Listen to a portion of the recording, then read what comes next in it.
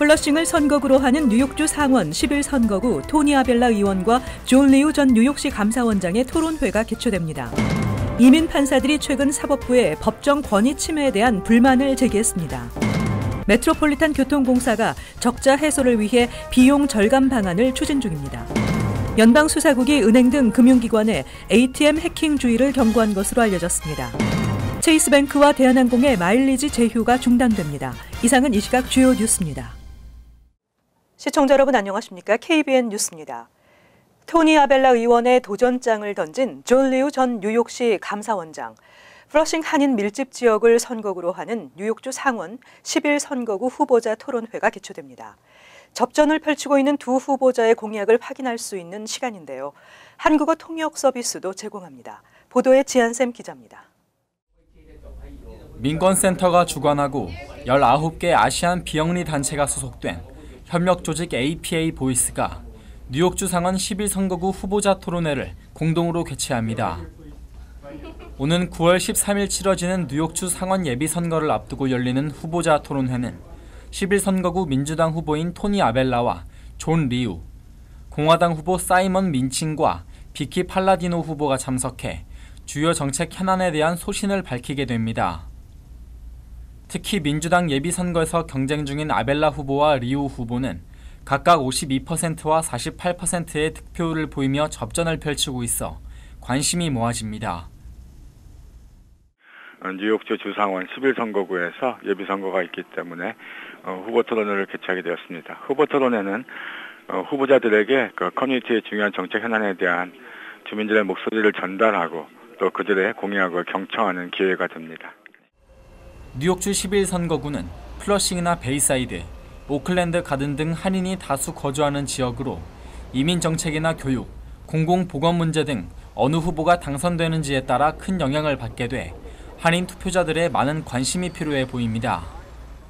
후보자 토론회는 오는 8월 23일 뉴욕 퀸즈에 위치한 셰라톤 라과디아 이스트 호텔에서 6시 30분부터 진행되며 한국어나 중국어 등 통역 서비스도 제공됩니다.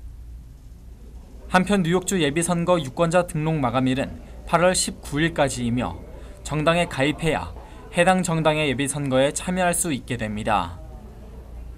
KBN 뉴스 지한샘입니다. 그레이스 맥 연방 하원 의원이 현재 18살 이상인 투표 가능 연령을 16살 이상으로 하향 조정하는 법안을 연방의회에 상정했습니다. 그레이스 맥 의원이 상정해 하원 법사위원회로 넘겨진 투표 연령을 16세로 낮추는 법안은 수정헌법 26조를 개정해야 합니다. 투표 가능 연령이 마지막으로 조정된 것은 1971년으로 21세 이상이 18세 이상으로 낮춰진 바 있습니다. 헌법 개정안은 연방 상하원에서 각각 3분의 2 이상 찬성표를 받아야 하며 50개 주의회 중 4분의 3 이상에서 비준을 받아야 합니다.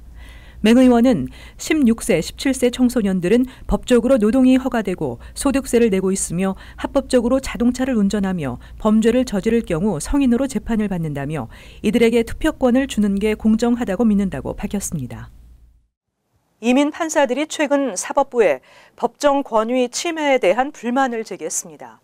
이민 판사들은 도널드 트럼프 행정부로부터 불법 체류자의 추방 절차를 가속화라는 압력을 받고 있다는 것입니다. 전국 이민 판사 연합은 최근 사법부에 법정 권위 침해에 대한 불만을 제기했습니다. 현재 이민법정은 사법부가 아닌 행정부 관할로 법무장관의 결정에 따라 판사들이 지정 해고될 수 있습니다. 그런데 현 제프 세션스 법무장관은 트럼프의 지지 세력이자 반이민정책 옹호자로 올해 판사들을 법적 케이스의 종료 건수로 평가할 예정이라고 밝힌 바 있습니다. 이에 판사들은 현재 열려있는 몇십만 개의 케이스들을 빠른 시간 내에 처리해야 하는 부담을 갖고 있는 상황입니다. 그러나 불법 이민자의 다수는 모국에서 가정폭력, 성폭력, 갱의 위협 등 생명의 위협과 직결되는 이유로 미국으로 건너왔기 때문에 이들 판사들에게는 더욱 부담일 수밖에 없습니다. 전국 이민판사연합 나나레이 막스 회장도 이민 관련 케이스들은 정해진 시간 내 물건을 제조하는 것과는 엄연히 다르다고 밝히며 현재 케이스의 수가 많아 사형 선고 사건들이 교통법원에서 치러지고 있는 양상이라고 전했습니다. 메트로폴리탄 교통공사가 적자 해소를 위해 비용 절감 방안을 추진 중입니다. 직원 감축과 일부 서비스 확대 계획 보류, 또 전철 청소 인력 감축 방안 등이 포함되어 있는 것으로 알려져 뉴욕시 전철의 청결 상태가 더욱 악화될 것으로 우려되고 있습니다. MTA는 적자 예산 해소를 위해 퀸즈와 브롱스 등 시내 일부 지역에서 시행하고 있는 래피드 트랜짓 서비스 노선 확대 계획을 중단하고 무임승차 단속 경관을 감축하는 한편 일부 전철역에 배치된 청소 인력을 줄일 계획이라고 월스트리트저널이 어제 보도했습니다. 이를 통해 MTA는 연간 5억 6,200만 달러를 절약할 수 있을 것으로 전망하고 있습니다. 이 방안은 지난달 MTA 이사회의에 제출된 예비 예산안과 재정 플랜에 포함돼 있었지만 당시 예산안 발표에는 구체적인 비용 절감 계획이 누락돼 있었습니다. 추후 일부 이사들이 해당 예산안을 면밀히 검토한 뒤 공개된 것으로 알려졌지만 일부 이사들은 프레젠테이션의 주요 내용이 누락된 것은 그동안 논란이 되어왔던 MTA 조직 내의 불투명성을 더욱 확실하게 보여주고 있다고 지적했습니다. 또 다른 이사들은 비용 감축 방안의 효과에 대해 의문을 표명했습니다. MTA는 지난해 전철 서비스 향상 방안 서브웨이 액션 플랜을 발표하고 1,000명 이상의 직원을 추가 고용하겠다고 밝힌 바 있는 가운데 또 다른 한쪽에서 감축을 한다는 건 합리적인 방안이 아니라는 의견입니다. 연방수사국이 은행 등 금융기관에 ATM 해킹 주의를 경고한 것으로 알려졌습니다. 해커들은 중소형 은행을 타겟으로 하고 있는 것으로 알려져 한인은행들도 주의가 요구되고 있습니다. 시큐리티 블로그인 크랩손 시큐리티는 14일 FBI가 ATM 캐시아웃으로 불리는 해킹 시도에 대한 첩보를 입수했다며 FBI는 이를 금융기관들에 경고했다고 전했습니다. 크랩손 시큐리티는 해커들이 은행 또는 페이먼트 카드 처리 기계에 침입해 악성 소프트웨어를 심은 후 고객들의 금융정보를 훔쳐 카드를 복제하는 수법을 사용하고 있습니다. 또 ATM 인출 한도를 삭제해서 인출 시 한꺼번에 많은 액수의 돈을 빼내가는 ATM 캐시아웃 수법도 활용하고 있습니다. 지난 2016년 대만에서 ATM 캐시아웃 사기가 일어나 수시간 동안 수백만 달러가 도난당하는 사건도 벌어진 바 있습니다. 특히 해커들은 대형은행에 비해서 시큐리티 시스템이 상대적으로 취약하고 제3의 업체를 통해 ATM을 운영하고 있는 중소형 은행을 타겟으로 삼고 있는 것으로 알려져 한인은행들의 주의가 요구되고 있습니다. 노년층 운전자 대다수가 안전운전에 미흡한 신체적 상황을 말하기를 꺼려하는 것으로 나타났습니다. 이 같은 상황은 교통사고 확률이 높아지는 것을 의미하는 것보다 교통사고로 인한 중상이나 사망의 가능성과 직결돼 우려되고 있습니다. 65세 이상 운전자 83%가 자신의 가족이나 의료진에게 안전 문제에 미흡한 신체적 상황을 말하지 않는 것으로 나타났다고 전미자동차협회가 밝혔습니다. 전미자동차협회는 조사 결과 나이가 들면서 안전운전을 위한 신체적 능력이 저하될 수밖에 없지만 노년층 운전자 상당수가 자신의 운전 능력에 대해 말하기를 꺼려한다며 이 경우 더 큰 사고로 이어질 수 있다고 우려했습니다. 올해 뉴저지에서 발생한 교통사고로 인해 사망한 운전자 176명 중 48명이 64세 이상이었으며 지난해 뉴저지에서 교통사고로 사망한 운전자 339명 중 71%가 64세 이상 노년층이었습니다. 전미자동차협회는 이 같은 통계는 단순히 노년층 운전자가 더 교통사고 확률이 높다는 것이 아니라 교통사고 발생으로 인한 중상 또는 사망의 가능성에 대해 인지하고 대비해야 함을 의미하는 것이라고 강조했습니다. 센서스에 따르면 뉴저지 운전자 중 15.3%가 65세 이상으로 지난 2012년 14.1%에 비해 다소 증가했습니다. 뉴욕주가 마약으로 남용되고 있는 오피오이드 계열 진통제 제약회사 펄듀 파마를 제소했습니다. 주정부는 펄듀 측에 옥시콘틴 남용에 대한 위험성을 제대로 알리지 않고 판매해온 데 대한 책임을 묻고 있습니다. 주정부가 제약회사 펄듀를 상대로 오피오이드 남용 사태에 책임을 묻기 위해 뉴욕주 롱아일랜드 서포 카운티 대법원에 14일 소송을 제기했다고 바바라 언더우드 뉴욕주 검찰총장이 밝혔습니다. 주정부의 이번 소송은 펄듀 측에 옥시콘틴 남용에 대한 위험성을 제대로 알리지 않고 판매해온 데 대한 책임을 묻는 손해배상 소송입니다. 언더우드 검찰총장은 옥시콘틴 등 오피오이드 과다 복용으로 인한 사망률이 꾸준히 증가하고 있는 가운데 제약회사 펄듀는 오피오이드에 대한 남용과 중독 위험성을 제대로 홍보하지 않고 과도한 공급으로 불법 시장에 유통되는 사례를 초래했다고 지적했습니다. 뉴욕주 외에도 뉴욕시, 플로리다주, 오하이오주 등 최소 27개 지방 정부들이 존슨앤존슨, 펄듀, 테바, 세팔론 등 거대 제약회사들이 이윤 추구를 위해 마약성 진통제를 무책임하게 제조 판매하고 있다며 이에 대한 책임을 묻는 소송을 잇따라 제기하고 있습니다. 지난해 전국에서 오피오이드 과다 복용으로 사망한 사람이 7만 2천여 명에 달한다고 뉴욕타임즈가 어제 보도했습니다. 이는 자동차 사고나 총기 사고로 인한 사망자보다 높은 수치입니다. 뉴욕주에서는 2016년 오피오이드 과다 복용으로 인한 사망자가 3천 명이 넘었습니다. 미국에서 가장 돈을 많이 버는 직종 25개 가운데 절반이 넘는 13개가 기술 직종인 것으로 나타났습니다. 빅데이터의 활용이 늘어나면서 고액 기술직을 필요로 하는 직종이 미 전역으로 확대되고 있습니다. 보도에 이명주 기자입니다. 경제매체 포브스와 일간 USA 투데이에 따르면 직업조사기관 글래스도어가 평균 연봉 10만 달러 이상이거나 10만 달러에 육박하는 상위 25개 고소득 직종을 조사한 결과 의사가 19만 5,842달러로 부동의 1위를 차지했습니다. 다음으로 약국관리자, 약사가 12만에서 14만 달러 연봉으로 뒤를 이었으며 기업 자문역도 11만 달러 이상을 벌었습니다. 연봉 10만 달러를 버는 직업으로는 여러 계통의 엔지니어가 대세를 이뤘습니다. 소프트웨어 개발 매니저와 애플리케이션 개발 매니저, IT 프로그램 매니저 등 기술 관련 13개 직종이 상위 25위 안에 포함됐습니다. 클라우드 엔지니어, 데이터 과학자는 새롭게 상위권에 진입했습니다. 숙련된 고액 연봉 기술직에 대한 수요는 전 산업계에서 항상 공급보다 초과 상태에 있어 높은 임금 수준을 지탱하는 요인이 되고 있습니다. 특히 전자상거래의 확산으로 전통적인 소매 유통 업종에서도 빅데이터 분석 등을 위해 엔지니어들을 많이 요구하고 있으며 고액 연봉 기술직은 뉴욕 등 대도시에 국한되지 않고 미 전역으로 확대되는 추세입니다. 이번 조사에서 기업 경영진과 프로스포츠 선수나 영화배우 같은 특수 직종은 제외됐습니다.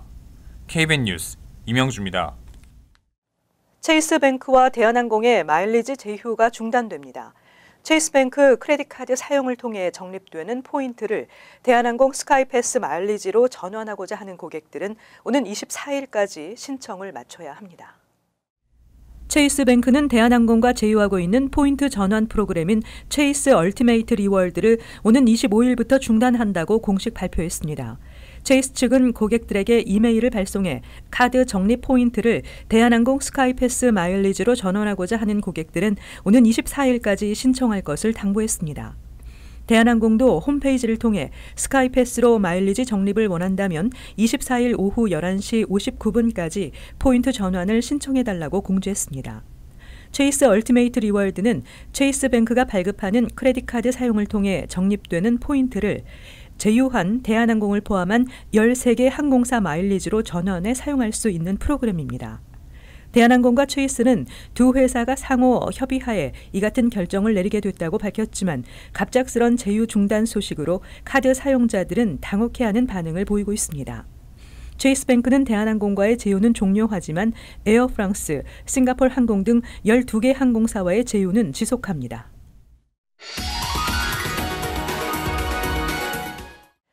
이어서 LA 지역 한인사회 소식입니다. 미 전역에 홍역이 확산되면서 감염 환자가 속출하고 있습니다. 연방질병통제예방센터 CDC는 캘리포니아, 플로리다, 뉴욕주 등 21개 주에서 107명의 홍역 감염 환자가 보고됐다며 주민들에게 질병 예방에 대한 각별한 주의를 당부했습니다. 홍역은 기침과 재채기 등을 통해 공기로 전파되는 질병으로 감염될 경우 2주 이내에 고열과 기침, 두드러기 증상이 나타납니다. 이와 관련해 CDC는 폐렴이나 뇌팽창 등 홍역으로 인한 합병증이 발생하면 심각할 경우 사망에 이를 수 있다고 경고했습니다. 앞서 지난 2015년 캘리포니아주에서는 디즈니랜드에서 발생한 홍역이 미 전역을 확산시키면서 188명이 감염된 바 있습니다. LA 지역의 도로 상태가 심각해 운전자들이 매년 $3,000를 낭비하는 것으로 나타났습니다. 전국교통리서치그룹의 보고서에 따르면 LA 지역 운전자들은 파이거나 갈라진 도로로 인해 차량 정비, 연료비, 교통사고 등으로 매년 $2,995를 지출하는 것으로 조사됐습니다. 또 LA를 포함한 캘리포니아주 전역의 도로 가운데 3분의 2 이상은 상태가 나쁜 수준으로 나타났으며 당국 차원의 도로와 교량 보수 공사가 필요하다고 지적했습니다. 한편 이번 조사에서 캘리포니아주에 설치된 20피트 이상에 달하는 교량 25,657개 가운데 1,603개는 구조상의 문제가 있는 것으로 드러났습니다. 이어서 간추린 소식입니다. 연방교통안전청에 따르면 맨하탄의 뉴욕 뉴저지 항만청 PA 버스터미널에서 지난 14일부터 자살 폭탄 조끼와 같은 폭발물을 탐지하는 원거리 폭발물 감지기를 시범 운영하고 있습니다. 이번 주말까지 운영되는 폭발물 탐지기는 50피트 내에서 이동하는 사람들을 추적해 자살 폭탄 조끼, 폭발물, 총기류 등 금속물이 감지될 경우 알람이 울리도록 돼 있습니다. 이민자 권익단체 메이크 더 로드는 뉴욕시경이 성범죄 피해를 당한 히스패닉계 여성 3명에게 적절한 통역 서비스를 제공하지 않았다며 뉴욕시 인권국에 신고했습니다. NYPD의 정책에 따르면 한국어와 스페인어 등 170개 이상의 언어에 대해 의무적으로 통역 서비스를 제공해야 합니다. 메이크 더 로드는 성범죄 피해자들이 피해 상황을 모국어로 말하지 못해 가해자들이 처벌받지 않았다고 전했습니다. 어제 오전 맨하탄 한인타운 웨스트 31스트릿의 호텔 윌콧에서 23세 아시안 여성이 아래로 뛰어내려 사망하는 사건이 발생했습니다. 경찰은 이 여성이 호텔 옥상이나 고층 객실 유리창을 열고 뛰어내려 2층 발코니로 떨어진 것으로 추정된다며 자살로 보고 경위를 수사 중입니다. 캘리포니아에서 워싱턴주로 여행을 나선 한인 일행 차량이 음주운전자 차량에 들이받쳐 한인 부부와 친구 등 3명이 사망하고 또 다른 한인 1명 등 2명이 부상을 입는 참극이 발생했습니다. 피어스 카운티의 로이 지역 로컬 도로에서 발생한 사고는 당시 음주 상태였던 백인 여성이 몰던 미니밴이 교차로에서 스탑 사인을 무시한 채 달리다 한인 4명이 탄 SUV를 그대로 들이받았습니다. 계속해서 환율과 증권 소식입니다.